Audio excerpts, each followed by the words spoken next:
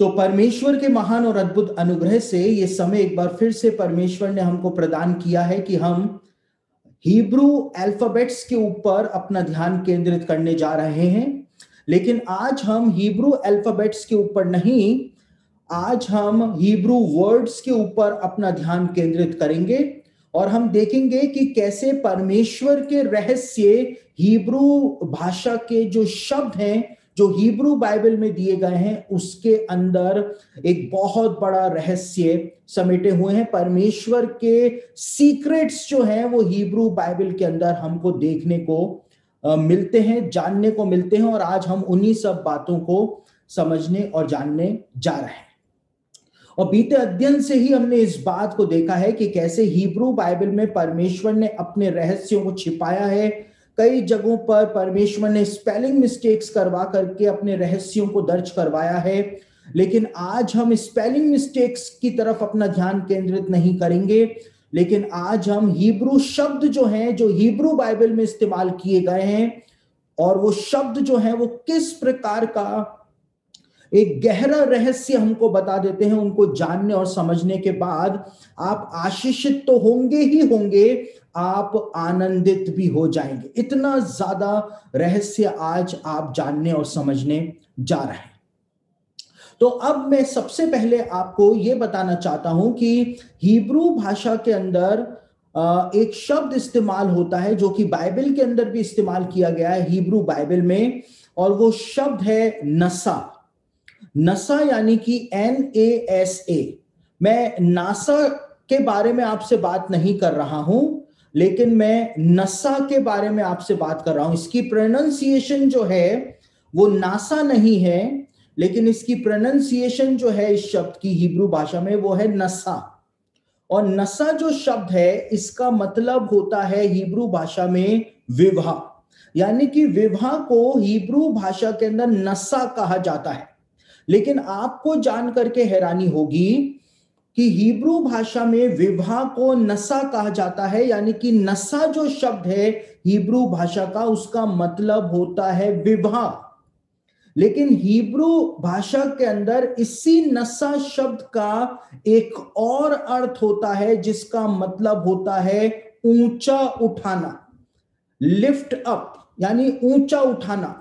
विवाह का मतलब हिब्रू भाषा में क्यों दूसरा अर्थ जो है वो क्यों ऊंचा उठाना माना जाता है? इसलिए उठाना माना जाता है क्योंकि जब यहूदियों की शादी होती है, आज की तारीख में भी जब यहूदी विवाह होता है, तो उसमें जो दूल्हा होता है विवाह के बाद अपनी दुल्हन को अपनी गोद में उठा करके वो चारों तरफ घुमाता है, अपने घर में अपनी दुल्हन को उठा करके वो लेकर के जाता है। और आज चाहे यहूदी लोग कितने ही एडवांस क्यों ना हो गए हों, लेकिन उसके बावजूद यहूदी लोग जो है इस परंपरा को, जो कि बाइबल के जमाने से चलती हुई आ रही है, इस परंपरा को आज भी निभाते हैं, इस परंपरा को आज भी पूरा करते हैं।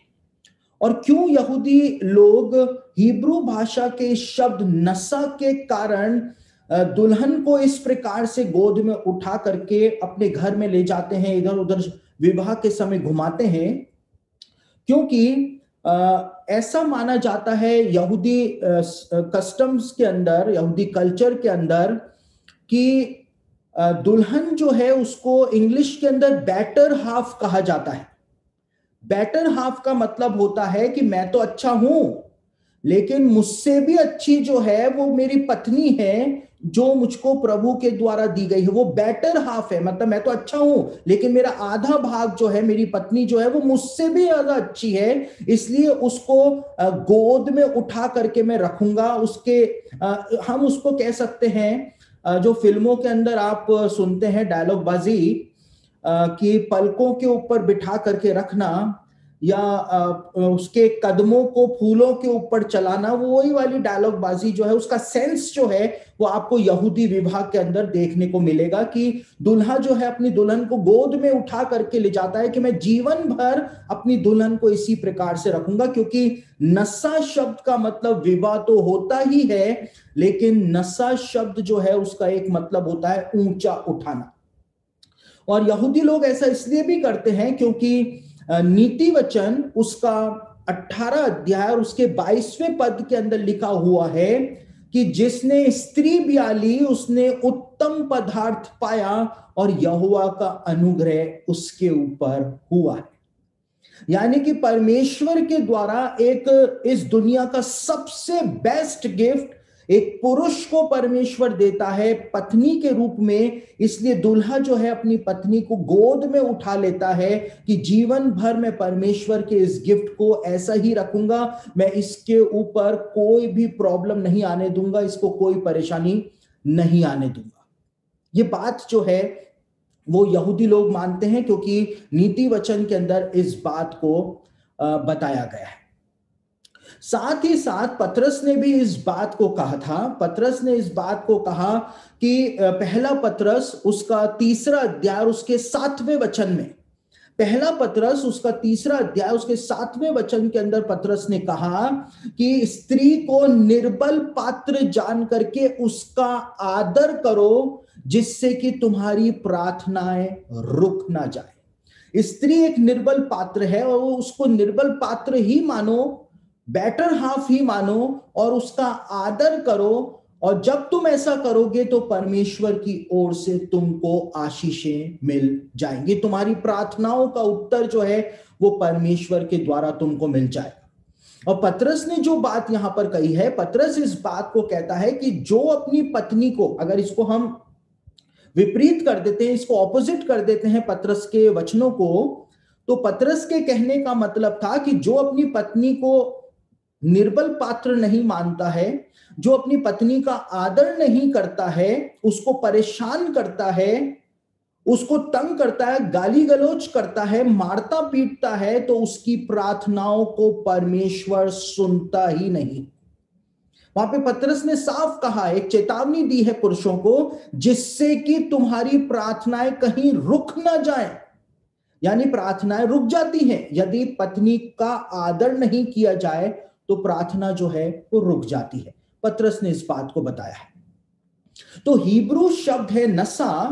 नसा का मतलब होता है विवाह, और विवाह जो शब्द है, नसा जो शब्द है, इसका दूसरा मतलब हिब्रू भाषा में होता है ऊंचा उठाना, लिफ्ट अप करना, और यहूदी लोग इसको वैसा ही मानते हैं।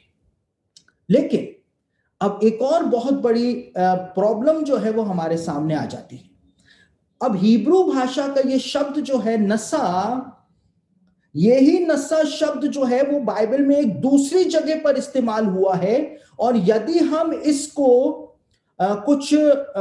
यदि हम दूसरे उससे देखेंगे नजरिए से, तो हमारे लिए एक प्रॉब्लम खड़ी हो जाएगी। बाइबल के अंदर और यहूदी भाषा के अंदर, यहूदी कल्चर में, कस्टम के अंदर प्रार्थना मैं बोलूंगा ये नहीं कहा जाता है, मैं परमेश्वर से प्रार्थना करूंगा ये नहीं कहा जाता है। लेकिन क्या कहा जाता है, मैं अपनी प्रार्थना को ऊंचा उठाऊंगा। और वहां पर जो शब्द इस्तेमाल होता है वो शब्द इस्तेमाल होता है नसा, यानी कि ऊंचा उठाना। हम एक वचन को पढ़ लेते हैं, उसके बाद हम आगे बढ़ेंगे। यहां पर निर्गमन की पुस्तक उसका 20 अध्याय उसके 7वें वचन को मैं आपके सामने पढ़ रहा। तू अपने परमेश्वर का नाम व्यर्थ ना लेना, क्योंकि जो यहोवा का नाम व्यर्थ ले वह उसको निर्दोष ना ठहराएगा।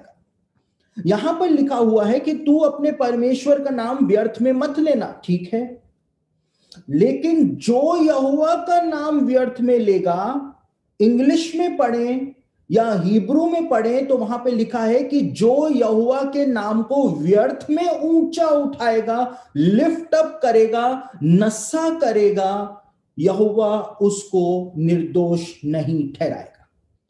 तो हिब्रू के अंदर, हिब्रू भाषा इस बात को हमारे सामने रखती है कि हम प्रार्थना को करते नहीं हैं, हम प्रार्थना को बोलते नहीं हैं, लेकिन हम प्रार्थना को ऊंचा उठाते हैं। और ऊंचा क्यों उठाते हैं? इसलिए उठाते हैं कि इंसान जो है वो नीचे है, परमेश्वर जो है वो ऊपर है, और हम अपनी प्रार्थना को राजा के सामने ऊपर लेकर के जाते हैं। अपना मुख जो है वो हम ऊपर की ओर करके राजा से अपनी प्रार्थनाओं का निवेदन करते हैं। लेकिन हिब्रू भाषा के अंदर जो महायाजकीय आशीर्वाद हुआ करता था उसको बिरकत कोहानीम कहा जाता है। यानी कोहानीम जो होता है याजकों का आशीर्वाद या याजकों की जो बरकत होती है उसको बिरकत कोहानीम कहा जाता है।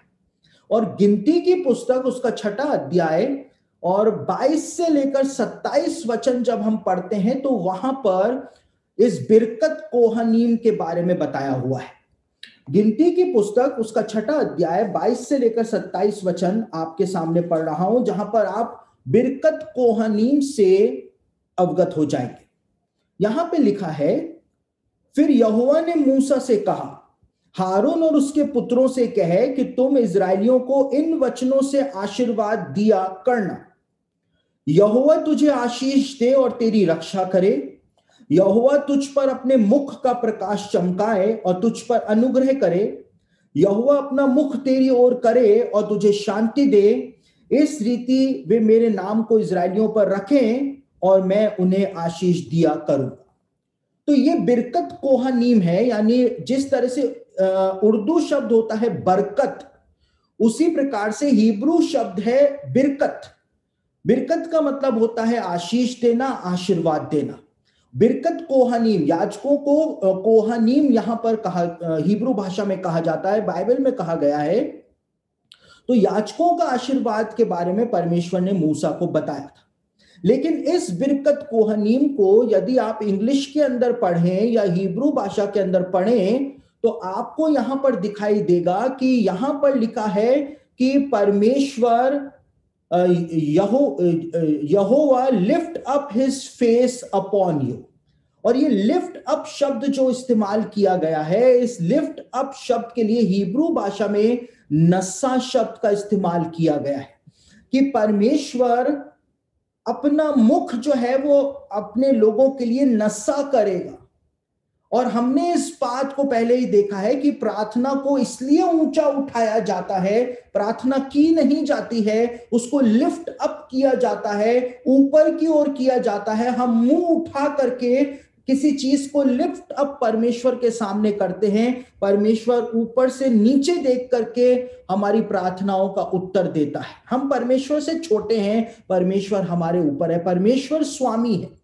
लेकिन यहां पर बिरकत कोहानीम के अंदर एक अजीब बात कही गई है कि परमेश्वर लिफ्ट अप करेगा अपना चेहरा, अपना मुख।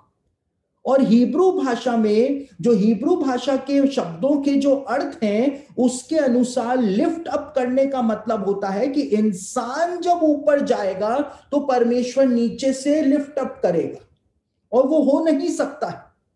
क्या इंसान कभी परमेश्वर से ऊपर जा सकता है क्या? जो परमेश्वर इंसान को लिफ्ट अप करके अपना चेहरे का प्रकाश दिखाएगा, अपना मुख का प्रकाश दिखाएगा, तो फिर क्यों यहां पर बिरकत कोहानीम के अंदर ये बात बोली हुई है? परमेश्वर के द्वारा खुद ये बिरकत कोहानीम दिया गया था। परमेश्वर ने क्यों इस बात को यहां पर रखा कि हां, मैं अपने मुख का प्रकाश नस्सा करूंगा, अपने लोगों के ऊपर नशा करूंगा, जबकि ये हो ही नहीं सकता है कि इंसान का दर्जा परमेश्वर के ऊपर चला जाए, इंसान हमेशा नीचे रहेगा। तो फिर क्यों यहां पर ये बात जो है वो बताई हुई है? और यहूदी रब्बी जो है वो इस बात का खुलासा करते हैं कि परमेश्वर के द्वारा यहां पर मूसा को वास्तव में क्या बताया गया था। परमेश्वर ने कहा था, यहोवा अपने मुख का प्रकाश तेरे ऊपर चमकाए। तो कैसे चमकाए? परमेश्वर का ऐसा स्वभाव इस बिरकत कोहानीम के अंदर बताया जा रहा था मूसा के द्वारा, जिसको आप जान करके आश्चर्यचकित हो जाएंगे। उसको आप जान करके आश्चर्यचकित हो जाएंगे। देखिए, लिफ्ट अप करना, यदि परमेश्वर को अपने मुख का प्रकाश लिफ्ट अप करना है, नस्सा करना है, तो सिर्फ एक ही तरह से परमेश्वर वो कर सकता है, जिसको आप इस तस्वीर के अंदर देख सकते हैं।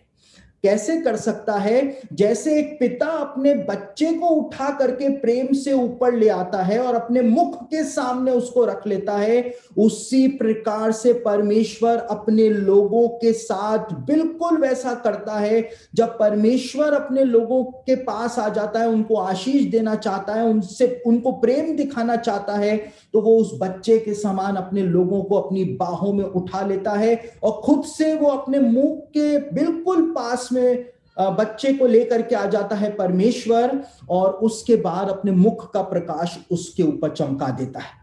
जिस प्रकार से एक पिता अपने बच्चे को संभालता है, उसको प्रेम करता है, यदि बच्चे के ऊपर कोई संकट आने वाला होता है तो पिता उसको अपनी गोद में उठा लेता है, कहीं वो लड़खड़ा करके गिर ना जाए, पिता उसको अपनी गोद में उठा लेता है, कहीं वो उसको कोई नुकसान ना हो जाए, कोई चीज उसको काट ना ले, पिता उसको गोद में उठा लेता है। उसी प्रकार से परमेश्वर हर एक विश्वासी के साथ बिल्कुल वैसा का वैसा करता है।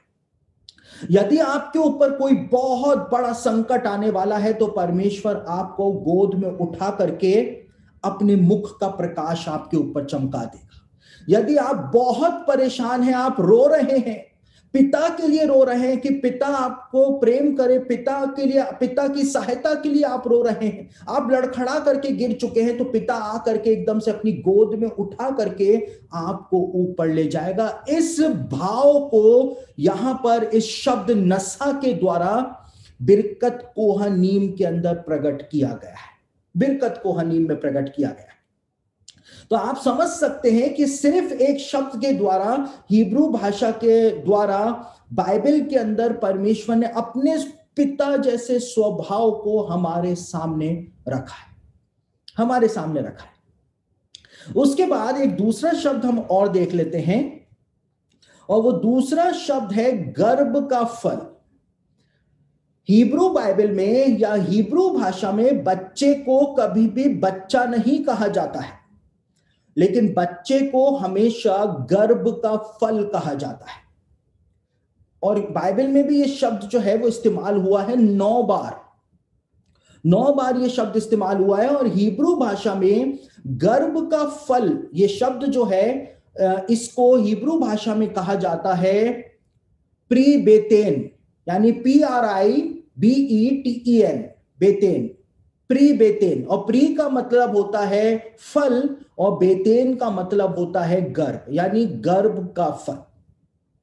और बच्चे को गर्भ का फल क्यों कहा गया है हिब्रू बाइबल के अंदर, हिब्रू भाषा के अंदर? इसलिए कहा गया है क्योंकि जिस प्रकार से एक पेड़ जिसके अंदर फल लगते हैं, तो एकाएक ही उस पेड़ के अंदर फल नहीं लग जाते हैं, लेकिन उस फल को उत्पन्न करने के लिए बहुत मेहनत जो है, बहुत परिश्रम जो है वो करना पड़ता है, और उसके बाद पेड़ जो है वो फल देता है। और ये बात जो है वो उत्पत्ति की पुस्तक उसका 3रा अध्याय और उसके 16वें वचन के अंदर खुद परमेश्वर के द्वारा बताई गई थी। परमेश्वर ने स्त्री से कहा था कि तू बहुत ही पीड़ित होकर के संतानों को उत्पन्न करेगी, यानी कि तुझको बहुत परिश्रम करना पड़ेगा। साथ ही साथ परमेश्वर ने आदम को यह बोला था कि तुझको अपना खून, तुझको अपना पसीना जो है वो बहाना पड़ेगा, तू मेहनत करके खेत की उपज खाया करेगा।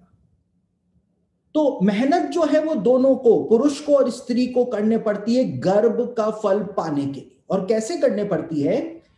यहूदी विवाह जो होता है वो उसी समय संपन्न हो सकता है जब लड़का जो है वो दुल्हन का पूरे जीवन भर पालन पोषण करने के योग्य हो, यानी कि लड़का जो है अपनी दुल्हन को पाने के लिए उसको दिन रात मेहनत करने पड़ती है, तब जाकर के उसका विवाह जो है अपनी दुल्हन से, अपनी पत्नी से होता है। और जब उसकी पत्नी से उसका विवाह हो जाता है तो पत्नी जो होती है वो संतान उत्पन्न करने के लिए वो परिश्रम करती है, वो पीड़ित होती है। तो इसी वजह से जिस प्रकार से परिश्रम करके फल उत्पन्न किया जाता है पेड़ के अंदर से, उसकी खूब ज्यादा सेवा करने पड़ती है पेड़ की, तब जाके पेड़ फल देता है, उसी प्रकार से पति और पत्नी जो है वो दोनों बहुत परिश्रम करते हैं अपने अपने स्तर के ऊपर, तब जा करके गर्भ का फल उत्पन्न होता है और उनको वो फल मिलता है। वो फल जिसको देख करके वो आनंदित हो जाते हैं, जिसको देख करके जैसे फल खा करके हमारा मन आनंदित हो जाता है, उसी प्रकार से गर्भ का फल जब पति पत्नी को मिल जाता है तो वो उसके कारण आनंदित हो जाते हैं। तो गर्भ का फल जो है, बच्चा जो है, उसके अलग भाव को हिब्रू भाषा के अंदर बताया गया है, एक बिल्कुल अलग भाव बताया गया है। उसी प्रकार से हिब्रू भाषा के अंदर और हिब्रू बाइबल के अंदर एक शब्द इस्तेमाल हुआ है और वो शब्द है खेवले। और खेवले शब्द की स्पेलिंग क्या होती है वो आप यहां पर देख सकते हैं। खेवले शब्द की स्पेलिंग जो होती है वो ये होती है। और ये खेवले शब्द जो हिब्रू भाषा का शब्द है, इसका मतलब होता है नाभि नाल। इम्बिलिकल कॉर्ड जो होती है, नाभि नाल जो होती है, उसको खेवले कहा जाता है। और ये शब्द जो है वो अलग अलग जगहों पर बाइबल के अंदर कई जगहों के ऊपर इस्तेमाल हुआ है। और बाइबल के अंदर जो लेबर पेन्स होते हैं, यानी कि जो जच्चा की पीड़ा जो होती है, प्रसव पीड़ा जो होती है, उसको खेवले लेडा के नाम से बोला गया है, संबोधित किया गया है। खेवले यानी कि नाभि नाल और लेडा का मतलब होता है लेबर पेन, यानी कि लेबर पेन की इम्बिलिकल कॉर्ड जो होती है वो यहां पर बताया हुआ है। यानी कि जब किसी का जन्म होता है लेबर पेन्स के द्वारा, तो लेबर पेन जो है वो एक बच्चे को इस संसार के अंदर जन्म देते हैं और एक बच्चे के नए जीवन की शुरुआत जो होती है वो नाभि नाल के द्वारा होती है। नए जीवन की शुरुआत हमेशा नाभि नाल के द्वारा ही होती है। उसके बाद आपको जान करके हैरानी होगी कि यही शब्द जो है खेवले, वो एक और चीज के लिए बाइबल के अंदर इस्तेमाल किया गया है। जब इंसान की मृत्यु हो जाती है तो उस मृत्यु के लिए भी ये नाभि नाल शब्द इस्तेमाल हिब्रू बाइबल के अंदर किया गया। और क्या शब्द इस्तेमाल किया गया है? खेवले मेवात। खेवले मेवात का मतलब होता है मृत्यु का नाभि नाल। अब मृत्यु का नाभि नाल, इसको क्यों कहा गया है? क्यों मृत्यु के समय नाभि नाल की बात की गई है, एम्बिलिकल कॉर्ड की बात यहां पर क्यों की गई है? जबकि मृत्यु के समय तो इंसान का जन्म हो नहीं रहा है कि नाभि नाल की यहां पर बात की जाए। तो फिर क्यों मृत्यु के समय हिब्रू बाइबल में नाभि नाल की बात की गई है? इसलिए की गई है क्योंकि यहूदी रब्बी बताते हैं कि जिस तरह से नाभि नाल के द्वारा एक नए जीवन की शुरुआत होती है, एक नया जीवन उत्पन्न हो जाता है, उसी प्रकार से मृत्यु जो है वो एक नए जीवन की शुरुआत कर देती है। कौन सा जीवन? अनंत जीवन की शुरुआत कर देती है। और वो अनंत जीवन जो है वो या तो इंसान स्वर्ग में बिताएगा और वो या तो इंसान वो अनंत जीवन जो है वो नरक के अंदर बिताएगा। तो कोई डॉक्ट्रिनल यहां पर कोई बात नहीं की गई है। हिब्रू भाषा का जो शब्द है वो शब्द ही इस बात को बता देता है कि वास्तव में मृत्यु के बाद एक नए जीवन की शुरुआत होती है। जैसे जन्म के समय नाभि नाल के द्वारा एक नए जीवन की शुरुआत होती है, उसी प्रकार से मृत्यु के समय भी एक नए जीवन की शुरुआत होती है। इसलिए खेवले शब्द जो है उसका इस्तेमाल यहां पर हिब्रू बाइबल में किया गया है।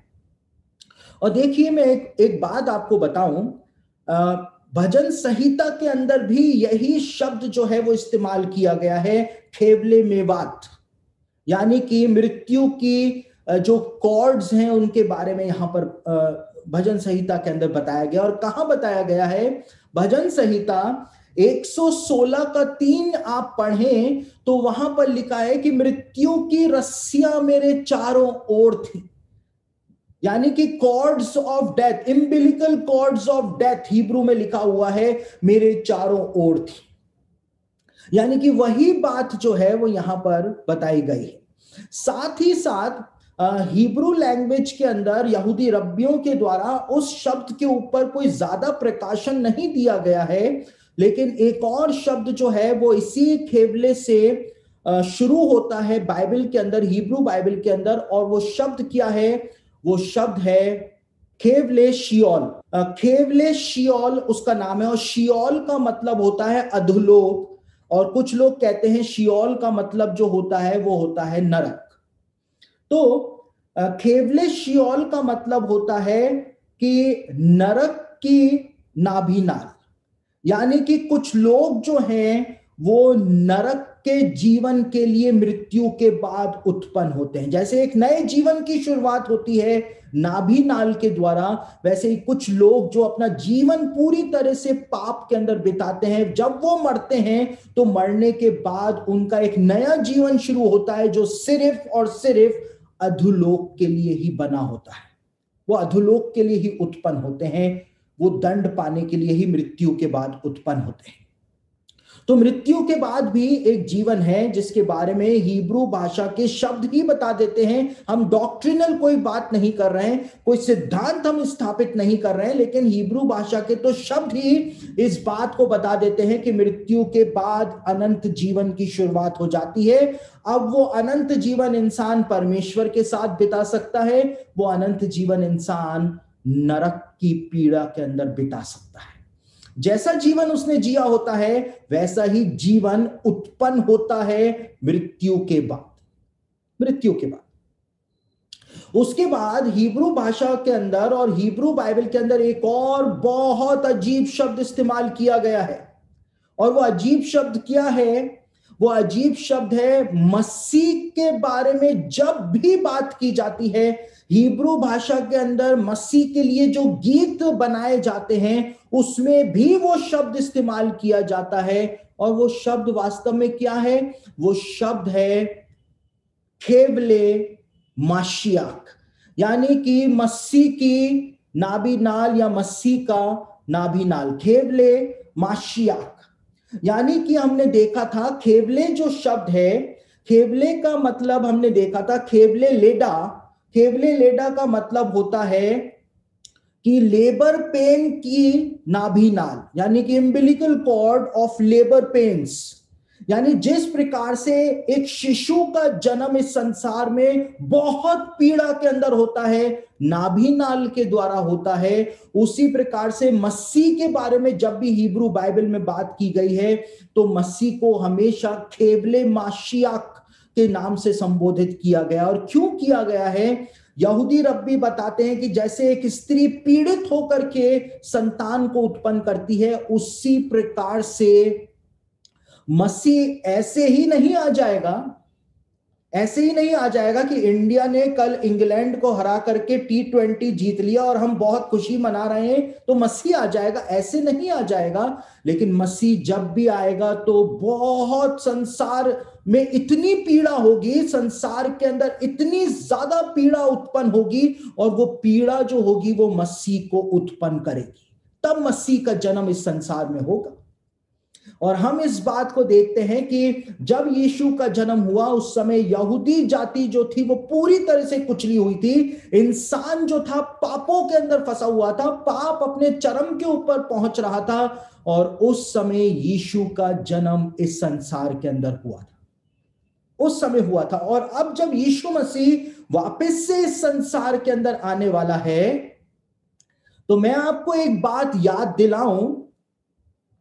जब मैंने आपका पहला लेसन लिया था लेवल कोर्स का, लेवल 1 का पहला लेसन जब मैंने आपका लिया था तो मैंने एक बात आपको बताई थी कि जो तालमूद है यहूदियों का जो ग्रंथ है उसमें मसीह के आगमन के चिन्हों के बारे में बताया हुआ है कि मसीह कब इस संसार में आएगा। लेकिन वो चिन्ह जो हैं उनको यहूदी rabbi birth pangs of the Messiah कह करके उसको संबोधित करते हैं। और यहूदी रब्बियों को भी आज तक ये बात नहीं पता है कि क्यों तालमूद के सैनहेड्रिन की पुस्तक के 97 के 20 सेक्शन में ये चिन्ह जो दिए गए हैं इनको birth pangs of the Messiah के नाम से क्यों संबोधित किया गया है, कि मसीह के आने से पहले प्रसव पीड़ा होगी, ऐसा क्यों कहा गया है तालमूद में, यहूदी रब्बियों को भी आज तक नहीं पता है।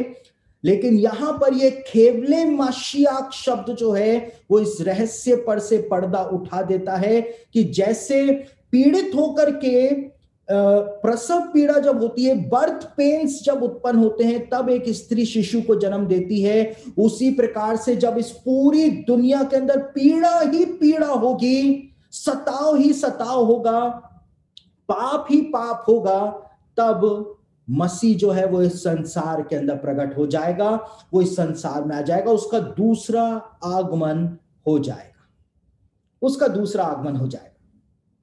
लेकिन एक और बहुत मजे की बात आपको बताऊं कि एक और शब्द जो है उसका इस्तेमाल खेबले के साथ किया जाता है हिब्रू भाषा में, और वो शब्द क्या है उसको जान करके आप आश्चर्यचकित हो जाएंगे।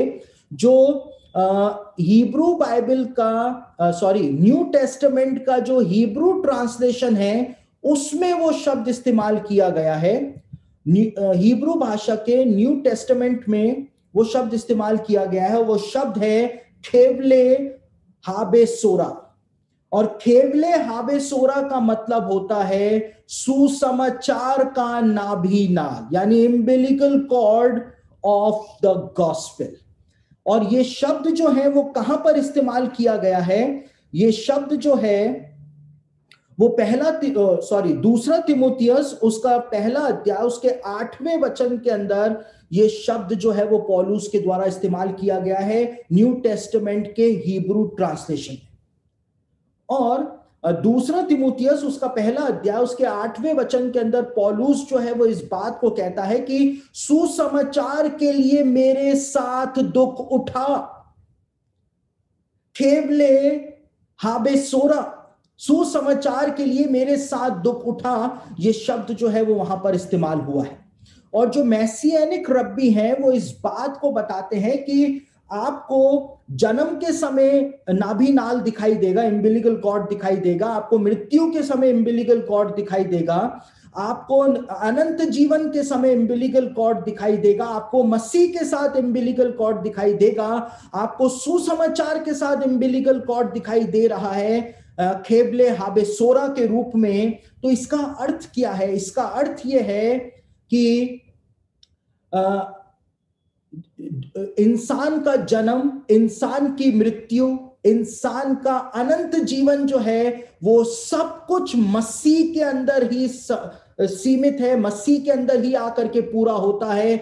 और ये सारा का सारा संदेश जो है वो सुसमाचार के अंदर छिपा हुआ है। यही तो सुसमाचार है। मैसियानिक रब्बी इस बात को बताते हैं।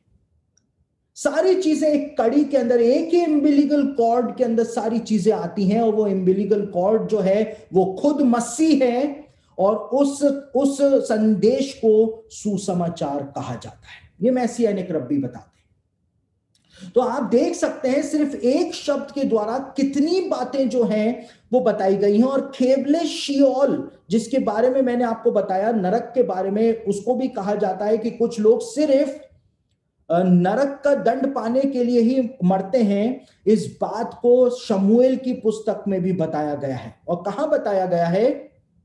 दूसरा शमूएल उसका 22 अध्याय उसके 6 वचन में भी इसी बात को बताया गया है, इसी बात को बताया हुआ है। तो हर एक चीज जो है वो मसीह से ही आकर के जुड़ती हुई हमको दिखाई दे जाती। उसके बाद एक और हिब्रू शब्द है जिसके ऊपर हम अपना ध्यान केंद्रित करेंगे, और वो हिब्रू शब्द है माशियाक। माशियाक का मतलब होता है मसीह। और हम इस शब्द को जब हम समझेंगे तो आपको समझ में आएगा कि हिब्रू भाषा का वो शब्द जो है माशियाक, उसका वास्तव में अर्थ क्या होता है। श्रेष्ठ गीत की पुस्तक उसका पहला अध्याय और उसके 3 वचन को आप पढ़ें तो वहां पर जो प्रेमिका है वो इस बात को कहती है कि तेरा नाम उंडेले हुए इत्र के तुल्य है। तेरा नाम उंडेले हुए इत्र के तुल्य है। इंग्लिश में पढ़ेंगे, हिब्रू में पढ़ेंगे तो वहां पे लिखा है तेरा नाम उंडेले हुए तेल के तुल्य है, तेल के समान है।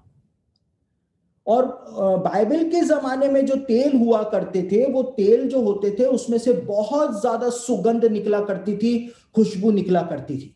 और खुशबू जो होती है वो हमारे मन को आनंदित कर देती है, खुश कर देती है। बदबू से हम कितना डिप्रेस हो जाते हैं। अगर कोई बिना नहाए धोए हमारे पास आकर के बैठ जाए तो हम कितना डिस्टर्ब हो जाते हैं। और कोई आ करके हमारे पास बैठ करके अगर बदबू फैला दे तो फिर हम पूरी तरह से डिप्रेशन के अंदर आ जाते हैं, जब वहां से भागने का कोई निकास भी हमारे पास ना हो।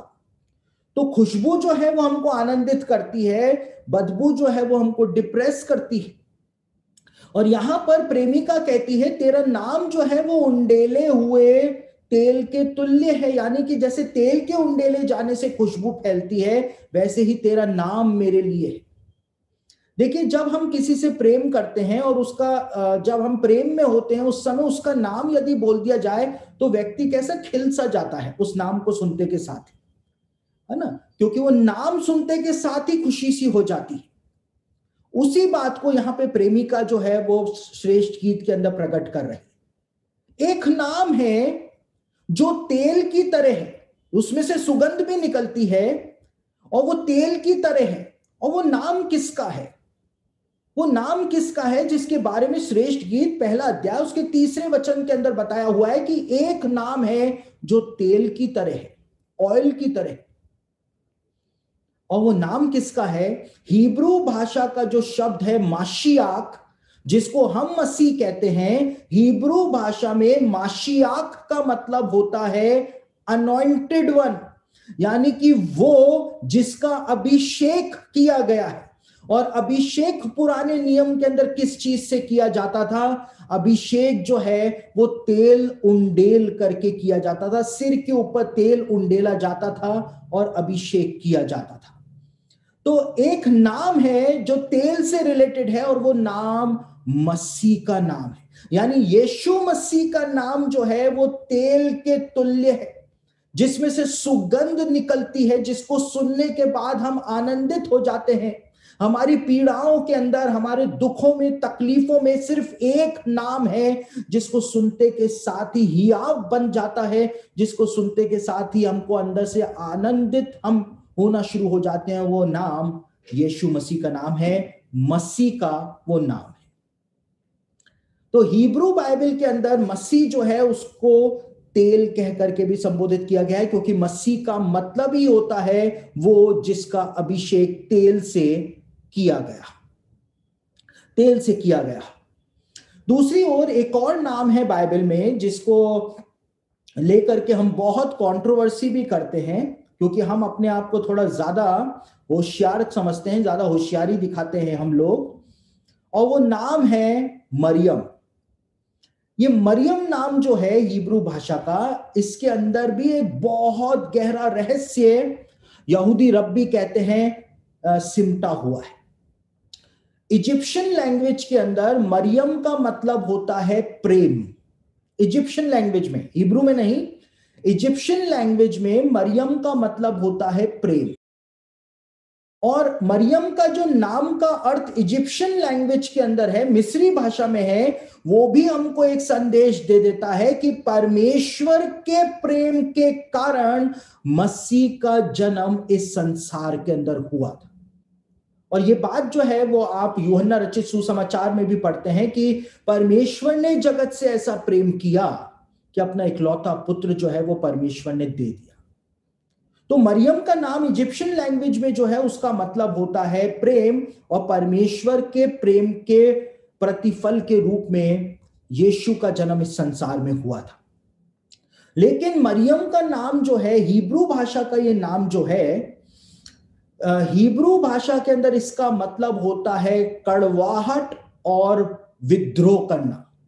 कड़वाहट या विद्रोह मरियम का मतलब होता है। और ये हिब्रू भाषा का नाम जो है, इसका अर्थ जो है वो भी एक संदेश हमको देता है। यहूदी रब्बी कहते हैं कि जिस प्रकार से मरियम का नाम है कड़वाहट और विद्रोह, मरियम के नाम का अर्थ है कड़वाहट और विद्रोह, उसी प्रकार से कड़वाहट और विद्रोह के द्वारा मसीह का जन्म इस संसार में होगा। यानी संसार जब पूरी तरह से पाप की कड़वाहट के अंदर होगा, परमेश्वर के प्रति विद्रोह संसार ने किया होगा, उस समय मसीह जो है वो इस संसार के अंदर उत्पन्न हो जाएगा।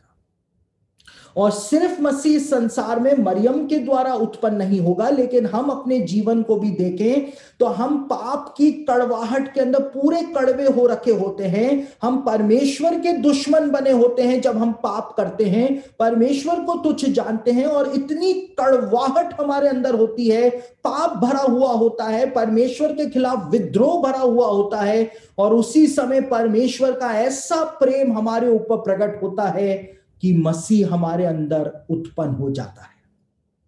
मसीह हमारे जीवन के अंदर से उत्पन्न हो जाता है। हम यीशु को ग्रहण कर लेते हैं, अपना जीवन उसको दे देते हैं। और जिस प्रकार से मां मरियम ने यीशु को उत्पन्न कर दिया था, उसी प्रकार से ये कड़वाहट भरा जीवन, विद्रोह भरा जीवन जो हमारा होता है, उससे यीशु मसीह उत्पन्न हो जाता है। तो हम सब जो है वो मरियम है, हम सब ही मरियम बन जाते हैं। हम सब ही इस कड़वाहट में से यीशु को उत्पन्न कर देते। मैसियानिक रब्बी जो हैं वो इसी बात को मरियम नाम के द्वारा बताते हैं, इसी संदेश को हमारे सामने वो लेकर के आते हैं। उसके बाद एक और हिब्रू शब्द है जिसको भी हम देख लेते हैं, और वो शब्द है दूल्हा। दूल्हा यानी कि ब्राइड ग्रूम। और उत्पत्ति की पुस्तक के अंदर हम इस बात को देखते हैं कि परमेश्वर ने इस बात को कहा था कि, और आदम ने भी इस बात को कहा था, एक संदेश वहां पर दिया गया है कि अब ये दो नहीं लेकिन एक है। दो नहीं है, पहले भी वो एक थे, पहले भी एक थे, आदम में से निकाला तो दो हो गए, पहले भी एक थे। और बाद में विवाह के बाद में भी वो एक हो जाएंगे। और एक कैसे हो जाएंगे? दो लोग जो है वो एक हो जाएंगे शिशु के रूप में, एक शिशु का उत्पन्न हो जाएगा। तो पुरुष और स्त्री जो है वो दोनों जब एक हो जाएंगे तो वो शिशु को उत्पन्न कर देंगे। दोनों का समावेश जो है वो बच्चे के अंदर हो जाएगा। एक से दो बने और दो से वापस से एक नए जीवन की शुरुआत जो है वो कर देंगे। इस बात को बाइबल में बताया हुआ है। लेकिन दुल्हा जो है, ये शब्द जो है दूल्हा, हिब्रू भाषा में दुल्हा शब्द जो है इसका मतलब होता है वो जो खुद को जोड़ लेता है, वो जो खुद को जोड़ लेता है। दुल्हा कौन है? वो है जो खुद को जोड़ लेता है। किससे जोड़ लेता है? अपनी पत्नी से खुद को जोड़ लेता है, वो दुल्हा है। इसलिए पुरुष जो होगा वो अपने माता पिता को छोड़कर अपनी पत्नी से मिला रहेगा और वो दोनों एक तन होंगे। इस बात को बाइबल में उत्पत्ति की पुस्तक में ही बताया हुआ है। तो दुल्हा जो है वो खुद को जोड़ लेता है। यीशु मसीह जो कि दूल्हा है, यीशु मसीह जो कि दूल्हा है, उसने अपनी दुल्हन कलीसिया से अपने आप को जोड़ लिया है।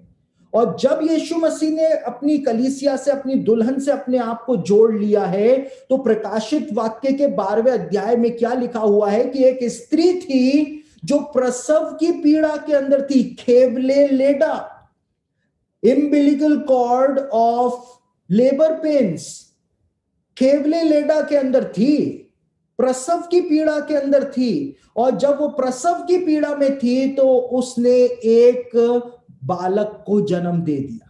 जैसे पीड़ा के बाद एक बालक उत्पन्न होता है, दो जब एक होते हैं तो एक शिशु उत्पन्न होता है। इसी बात को प्रकाशित वाक्य के 12वें अध्याय में बताया हुआ है कि जब दूल्हा अपनी दुल्हन से खुद को जोड़ लेगा, तो जोड़ने के बाद जब दो एक हो जाएंगे तो एक नया जीवन जो है उसकी शुरुआत हो जाएगी। गर्भ का फल जो है वो उत्पन्न हो जाएगा। वहां पे लिखा है पहले फल उत्पन्न हो जाएंगे, पहले फल उत्पन्न हो जाएंगे और उनको उठा करके परमेश्वर के पास पहुंचा दिया जाएगा। और इसीलिए बाइबल में ये विवाह जो है, पुरुष और स्त्री का एक होना जो है, इसको पौलुस इफिसियों की पत्री के अंदर कहता है कि यह भेद तो बहुत बड़ा है। This is a great mystery, पौलुस ने कहा, क्योंकि वो मसीह के और कलीसिया के बारे में वहां पर बात कर रहा था। ये भेद तो बहुत बड़ा है और इसीलिए प्रकाशित वाक्य में भी वही बात जो है वो बताई हुई। तो मैं ऐसा सोचता हूं कि आज जब आप हिब्रू भाषा के शब्दों को समझ रहे हैं तो एक नई इंसाइट आपको बाइबल के विषय में भी मिलती चली जा रही है कि बाइबल में कितनी गहरी बातें बताई हुई हैं और हम सिर्फ सरसरी तौर से बाइबल को पढ़ते हुए निकल जाते हैं और उस रहस्य तक हम कभी भी नहीं पहुंच पाते हैं, परमेश्वर के प्रेम को भी हम कभी भी नहीं समझ पाते हैं।